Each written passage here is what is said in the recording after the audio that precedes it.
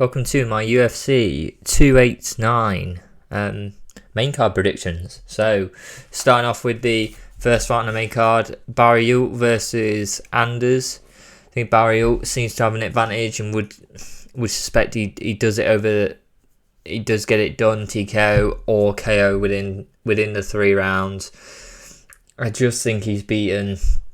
Anders has looked slightly. He's made tougher challenges of lesser opponents than Barriault has. So I think Barriault's got the skill to do it over 3 rounds, really. I think even it's TKO, KO, or decision. I mean, it's very close on that in a sense. I don't know whether he'll get it. He probably will do, but it's just a question of within these 3 round fights, is there enough advantage there, or enough moments where he'll get it done and follow it up, which I think he probably could do. I think he, obviously he's got lesser reach slightly, but realistically I think he's just better on the feet. I think Anders will probably try and get a takedown or something, but even then I don't think these two guys are doing anything in this fight on the ground. I think they're going to stand up. They're trying to go for it. Barriault going for the TKO KO, I think, over the 3 rounds. I think he'll probably get that done. Second fight, which is a brilliant fight to have on a card, Dan Ige versus Nate Landwehr. So Nate Landwehr's back in the cage and looking for another win onto that 3-fight win streak. It's a close one. Dan Ige is a very tough challenge there. And Dan Ige will strike with you, and he's looking to stand up, and Nate backs off from attack straight up, chin in the air. So I think that's a danger when you've got someone who can press you and do something on the feet, even with a disadvantage in reach and height. So I think it's a close one. I think Nate the Train gets it done. I think think he keeps going on this win streak, but I think it's very close. I think Nate has to be really smart with how he plays this. I think he needs to understand, the likelihood of him changing his whole, when you get attacked, chin in the air, move back in one camp is probably unlikely. I think he needs to mix it up. I think he needs to mix it up to the ground, and if he does, he could get something done. It is so close. I mean, I think if it stays standing, Dan Ige gets it done. If Nate plays it well, he has a good chance of doing something. I think the smart money is probably on Dan Ige if you're going into it, but Nate Landwehr, I think, will get it done out of his spirit. He'll get it done, I think. And one of the most entertaining fighters currently actively fighting regularly. So, hopefully he gets a win and continues that. Next fight along, Mike Mylott versus Adam Figueiredo. So yeah, this is a bit of a one of them pushing Mike up there. I think we're trying to get Mike up the rankings, and I think in this fight, I think he will do. I think the matchmakers have really gave him quite an easy challenge in Adam there, and I think even though the reach is massively advantage for the side, I just don't see how Mike Mylott doesn't get it done because of his ability of just currently showing people up. He's showing up, getting them fights where, look, if you want to be the best, you want to be up there, you got to make these look easy. You've got to make them look easy, and you should be making them look easy if you are that level, and he is doing. Currently, he is making easy work of people. So I think this next step, I think this is going to be another good fight for him. I think it's going to be quite easy. I think it's probably a round 1. I would go submission. I think he knocks him down and gets a sub late on in the first. I think or it's ground and pound. I don't see him getting a clean knockout just because of the reach advantage on one side. I think he'll get a hit and it sort of knocks him down. He has to finish it on the ground because he's not. But we'll see. I think it's TKO KO or from if he goes straight down, TKO if he stays just a bit of ground and pound after. But I think it ends up the main decisive moments being on the feet and just Mike showing off his big leap. Not big leap, but higher level of just ability in the cage. I just think he's sort of at this level currently where he's moving up and you've got to, each step you've got to pass, and he's passing quite easily currently. I think he's of a higher level in the division, to be quite honest. So on Mike Maylott to get KO TKO round 1. Co-main now, Charles Oliveira versus Beneil Dariush. Very good fight. I think it's tough. I think they're two guys at that top of the division sort of level. They are that next.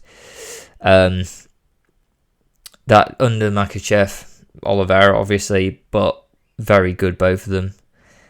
I think Beneil Dariush gets it done. I think he's just so scary of a fighter currently.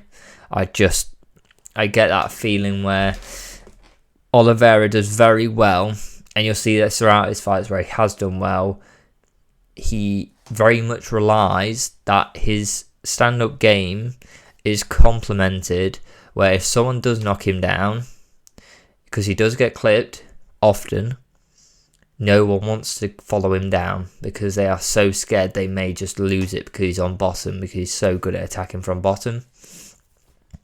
Whereas Beneil Dariush does not care about that. He will not care. He will follow you down.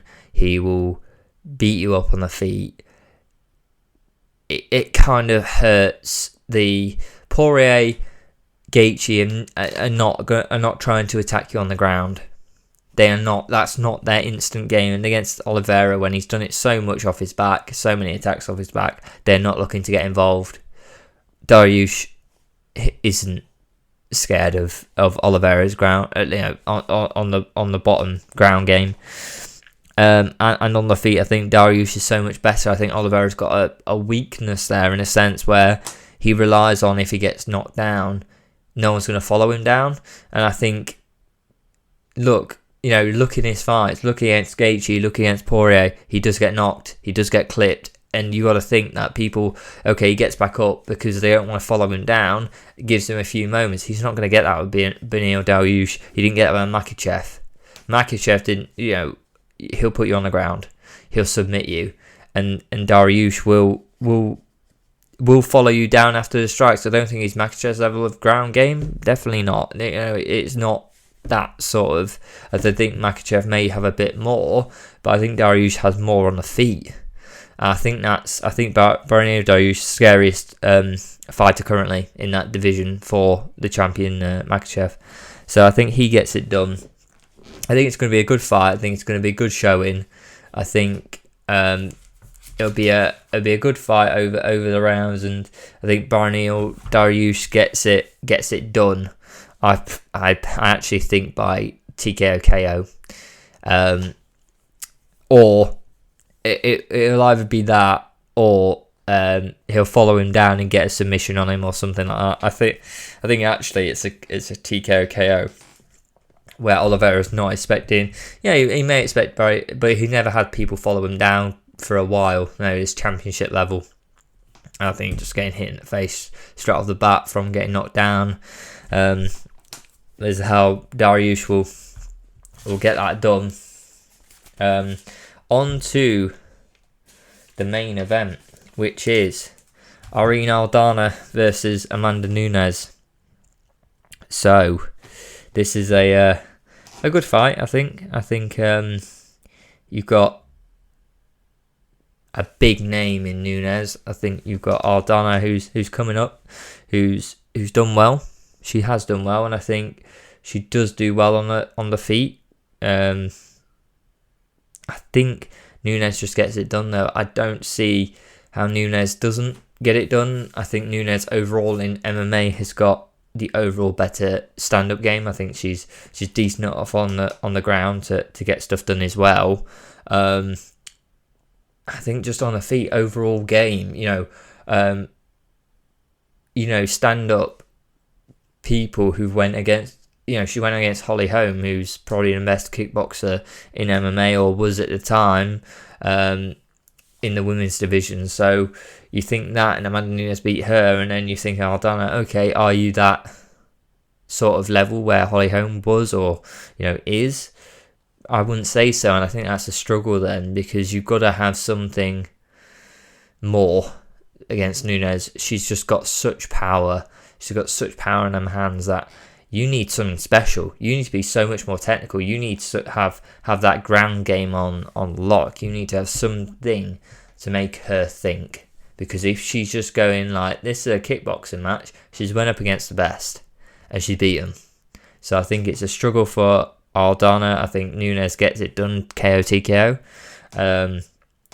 I think it'll be a good performance for Nunes. I think it'll show, why she's that person to always be in the women's divisions, why she's that big name in the women's divisions, and why, I think she'll show why she's so good. I mean, I think Aldana will get not schooled. I think she's going to get shown up in some areas where, look, this is what Nunes can do. This is what she provides to opponents, and this is what you have to train against. So I think it's going to be a good showing for Amanda Nunes. I think it'll put another performance on her great win list that she's got. So that's my predictions for UFC 289. Please like and subscribe. Please comment down below what you think. Anything you think I got wrong or you think I got right, please let me know. And yeah, please enjoy the fights. Have a good one. See you next time.